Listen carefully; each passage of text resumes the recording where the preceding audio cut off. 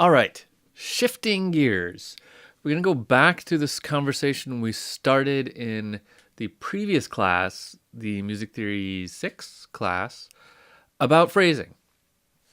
And just to refresh our memory, let's pretend this is one piece of music. Okay, this is all part of a piece of music. Let's just pretend for a minute. When we're talking about phrasing, we're not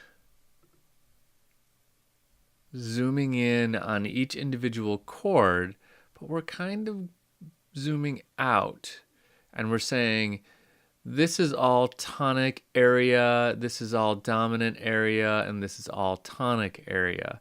Now, that's not exactly true in this particular music that we're looking at right now. I'm just doing that as example. So we zoom out a little bit farther and we say, okay, well, what we said so far in the previous class was in a good phrase, we have some stuff in a tonic area, and we talked about how to kind of solidify that tonic area. And then we move away from the tonic area to what we're going to call the dominant area. And we have some stuff that happens around there that really solidifies the dominant area.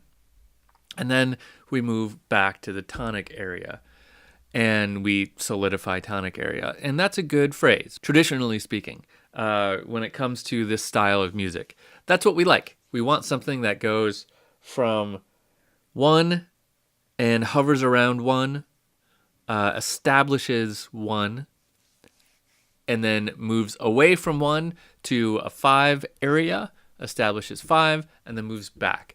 That could be over the course of the whole piece. That could be over the course of a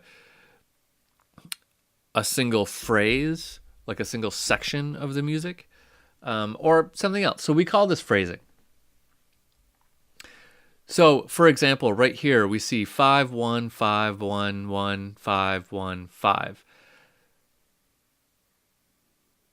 If this was the end of the piece, I could call this all tonic area. Even though there's all this 5 stuff in here, there's a lot of tonic, and this 5 is always going back to 1 very rapidly. 5 1 5 1 1 5 1 5. Let's assume there's another 1 there. Whereas if this was something like a dominant area, a 5 area, we wouldn't see these 1s. We'd see 5 something else, 5 something else. We'd see a lot of hanging on 5, not back to 1. This is constantly pushing us back to 1. All these 5s are just emphasizing 1. So we could call that a tonic area. So that's what we've done so far. Tonic, dominant, tonic. TDT is what we call that. We're going to mix it up a little bit more now and get a little fancier with it. And we're going to add another letter to that TDT, actually another 2 letters, because we're going to have something called the predominant area. So instead of a good phrase being tonic, dominant, tonic, now a good phrase is going to be tonic, predominant, then dominant, then back to tonic. So we're adding one little step in there that pushes us into dominant.